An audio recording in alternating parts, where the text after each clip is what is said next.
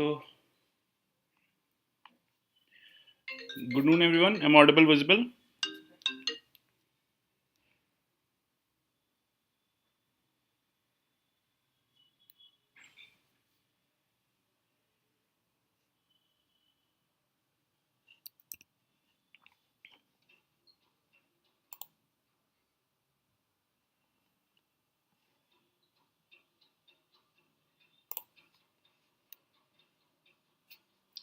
Is audio visual perfect?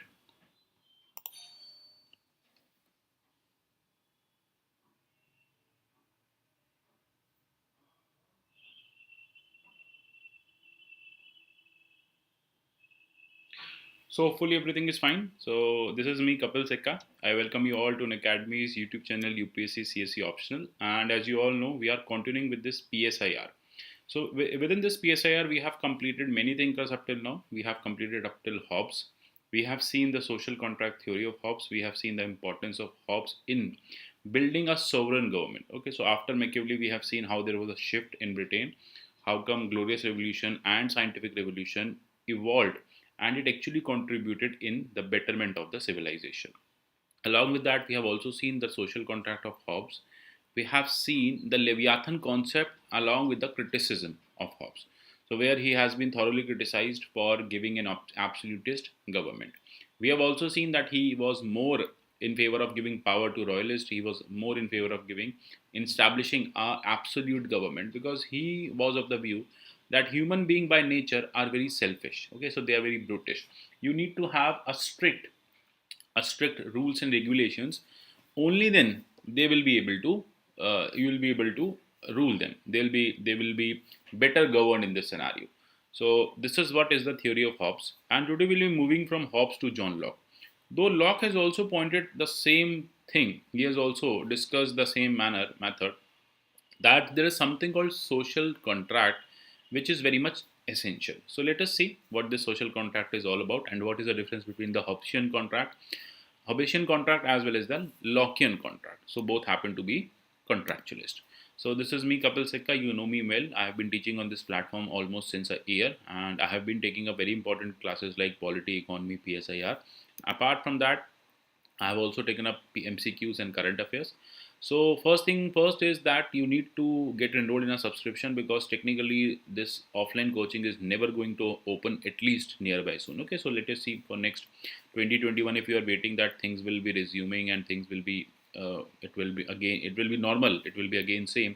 So let me tell you that this is not going to happen soon. So in this scenario, this subscription is very much beneficial for you, because that will help you in doing time bound preparation. So time bound preparation can be ensured with this subscription.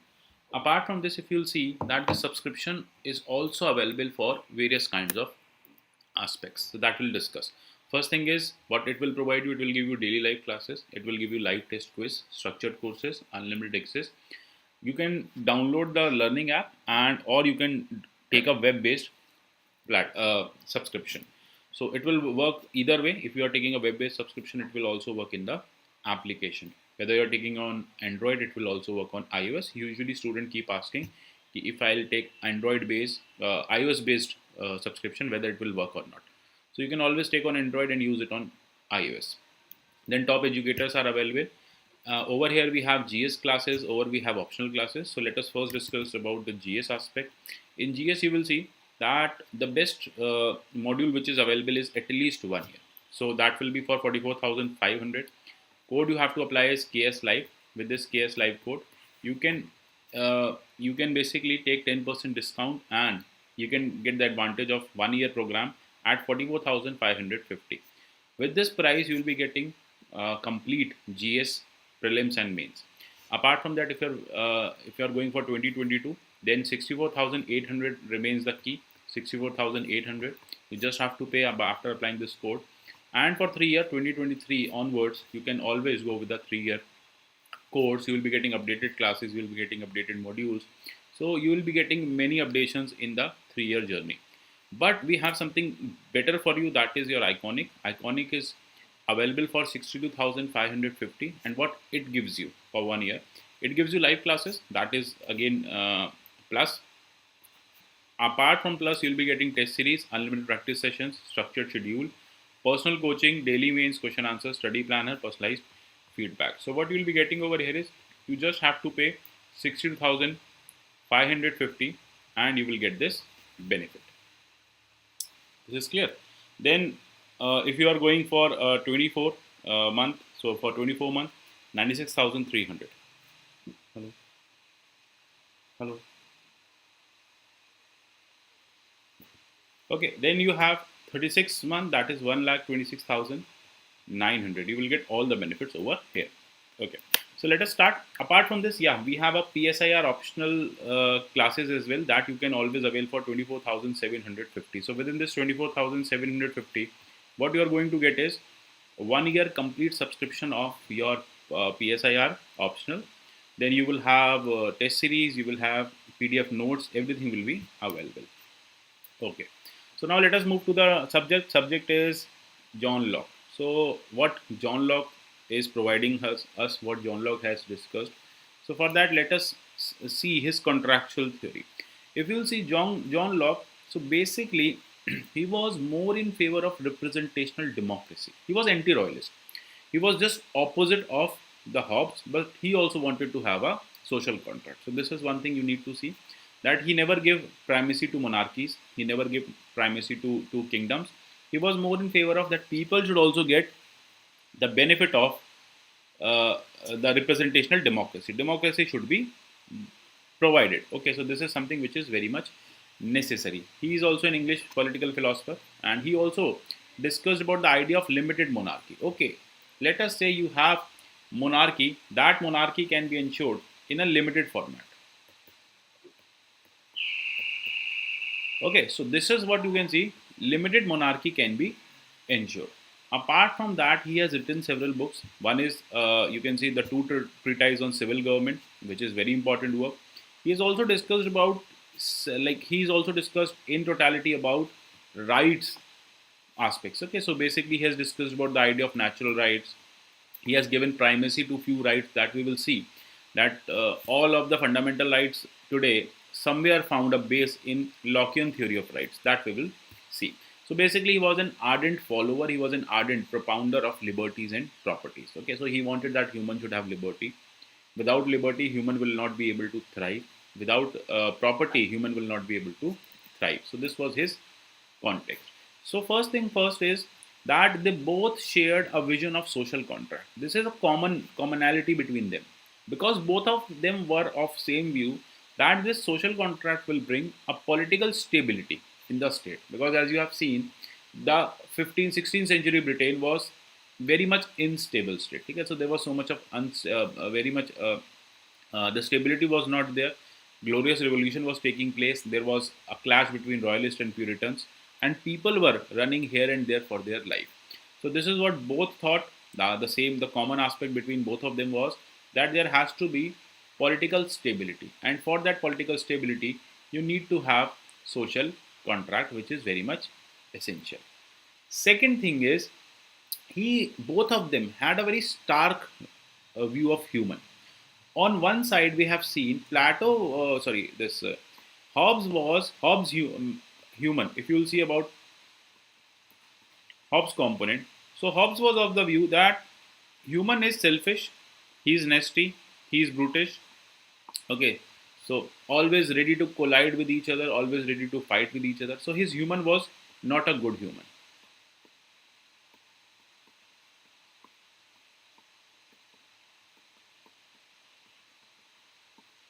Whereas if you'll see Locke human was very decent, and he was a kind of social animal. His human was antisocial, and Locke human was a social animal. His human had more like his human had value system, peaceful in nature, cooperative in nature.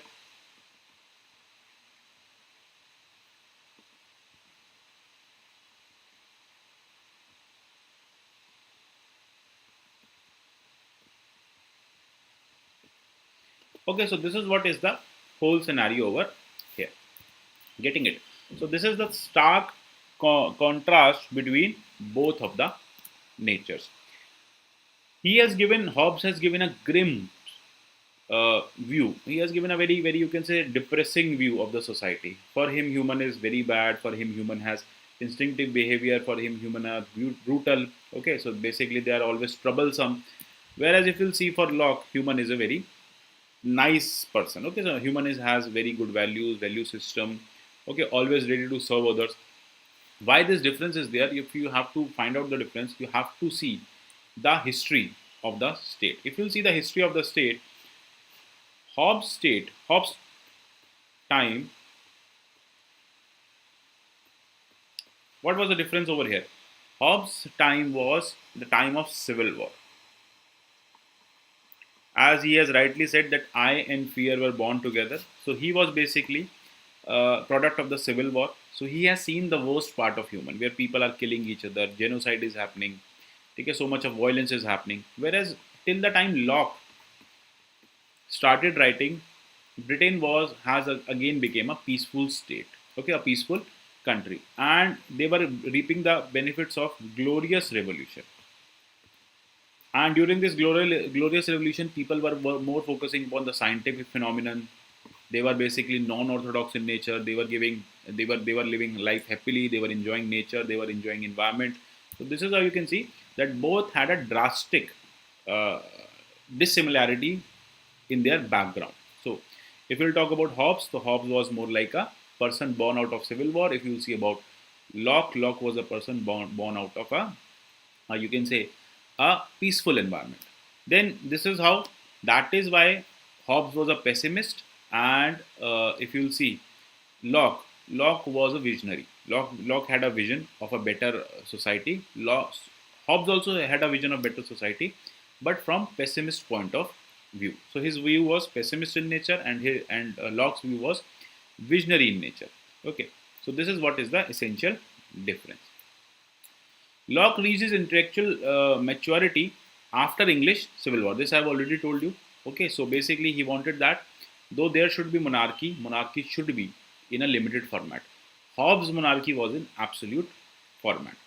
Basically, for Locke, Locke used to say, if you want to make best use of democracy, if you want to give people their rights, their liberties, you need to have a sovereign who has limited governance, limited rule. Okay, so that limited monarchy later on turned into constitutional monarchies, where you have a monarchy and you have a proper constitution upheld by the people. So this is what is the constitution all about. So if you'll see that his monarchy was a kind of limited monarchy. It did not require any absolute rule. Okay, so basically it was for there to give more and more freedom to the individuals. In fact, if you will see that Hobbes' contract was there to establish all powerful Leviathan, all powerful sovereign, to which we say Leviathan. Whereas Locke's social contract was basically to give more and more liberties to the people, more and more rights to the people. Hobbes was adamant. He basically had you can say a wrong notion of human. If you'll see, if you'll criticize him, he basically was having that kind of notion of human where human is not is a threat to another human. Whereas if you'll see Locke, human was very docile, very social in nature, and this is where both came up with the idea of social contract. Next thing which we have to study is Locke state of nature. What is the Locke state of nature? If you see Locke state of nature, Locke state of nature was a kind of anarchy, was a kind of, you can say, instability. I'll not say anarchy, I'll say instability. His state of nature was basically kind of instability. Okay, so where human are living peacefully, but they have a threat where people can encroach their rights. Whereas in case of Hobbes' state of nature, it was pure force and fraud. There was no guiding authority. There was no reason to live. There was no independence there, and there was always threat of life. In case of Locke was like, ki what you need to have, you have a state of nature, whereas that state of nature gives you many rights, but that rights are not properly protected. For protection of such rights,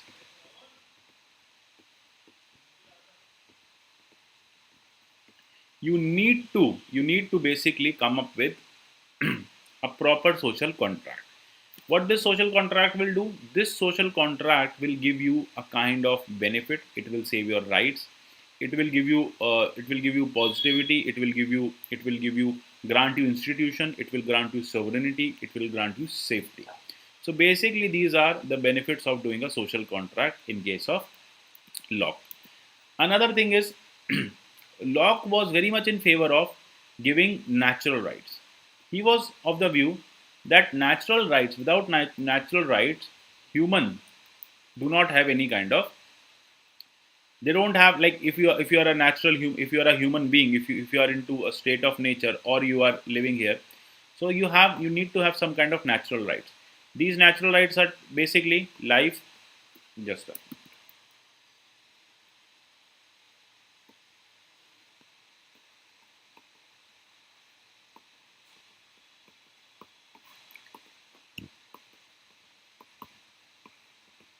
life, liberty, and property.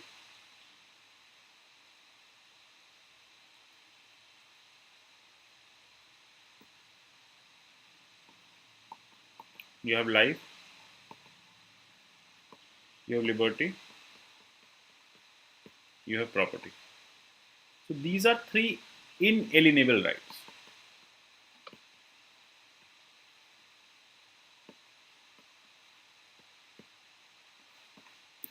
These inalienable rights are very much important for human existence.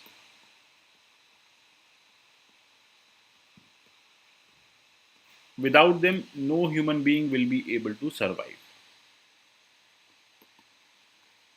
Necessary for survival. Getting it? Any doubt? Okay, so this is what his idea of natural right was.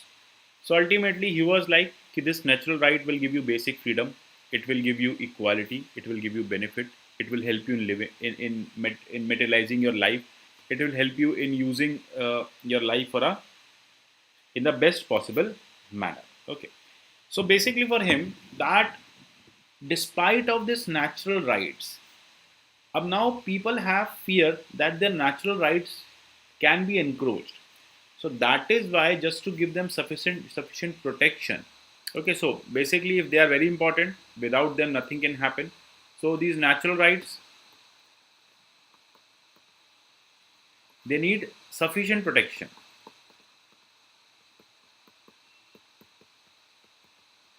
And for this sufficient protection, you need to have a social contract. That is very much essential phenomenon. Getting it? Any doubt?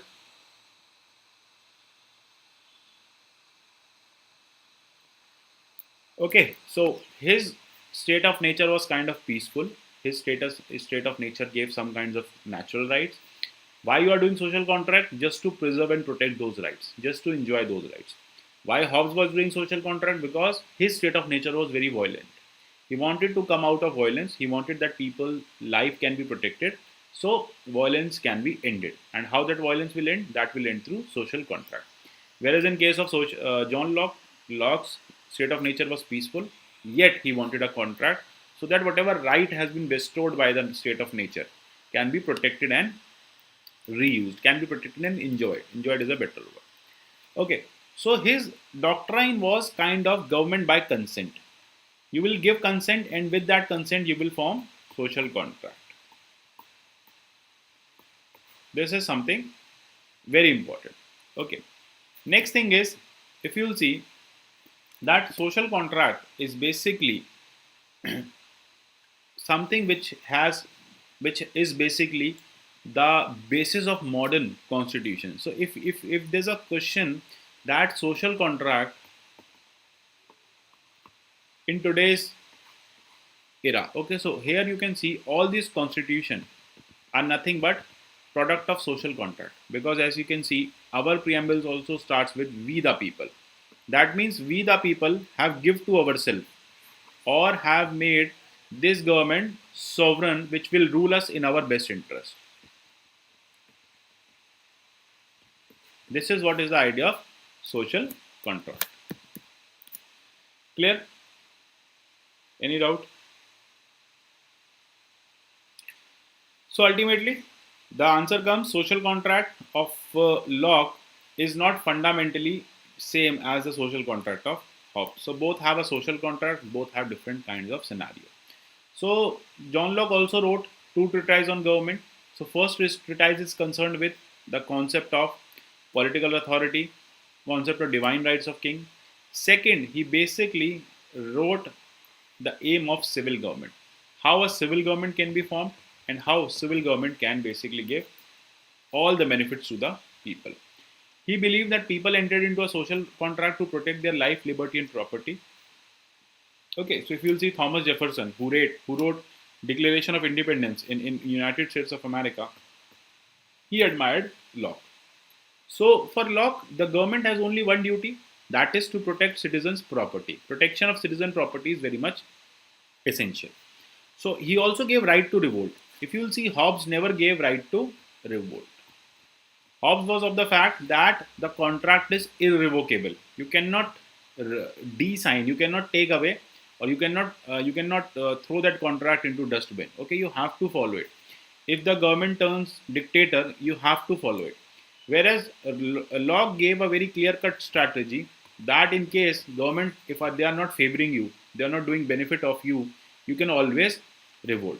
And that is why he always justified the American Revolution. For him, American Revolution was something important for restarting the life. Okay.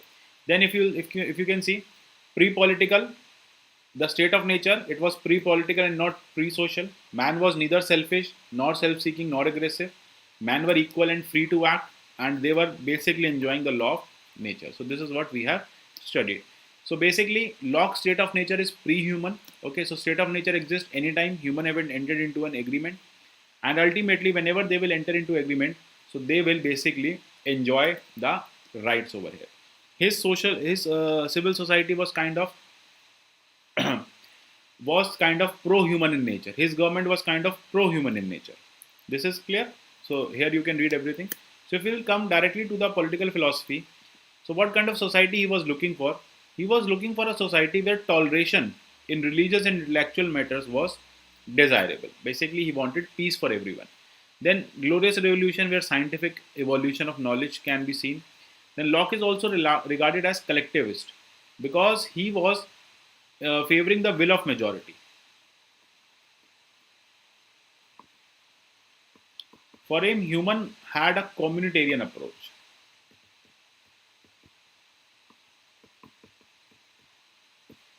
Okay, so for this consent, he talked about two aspects: express consent and or tacit consent. If you can give a direct consent, okay, social contract will come into being.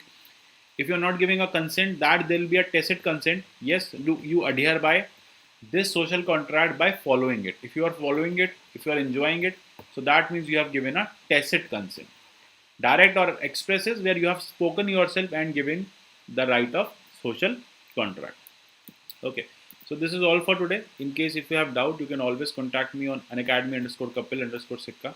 So as we were discussing earlier also, that subscription happens to be very important aspect for you. Why? Because if you are really preparing for the civil service examination, if you have a real concern for your paper, you should go with a subscription, because subscription will ultimately help you in winding up the preparation in a very fine-tuned manner. Another thing is, if you'll see that this iconic subscription will always help you in writing the examination in day-to-day answer writing practice, and this optional subscription is cheapest among the in the country. You'll not be able to find your optional prices at very low rate. Okay, so this is what you can see, that optionals 24,750 is the price, where you can get complete optional preparation, notes, test series, one-on-one mentorship, classroom. Everything will be available to you. So hope this is fine, and thank you so much for watching this. In case if you have any doubt, you can raise on Telegram as well. Okay, slides are available on Telegram. You can download them, you can revise them. So this is the basic essence. I'll be coming up with previous year questions on special classes. So there we will discuss the PYQs. So Hopefully things are fine at your end.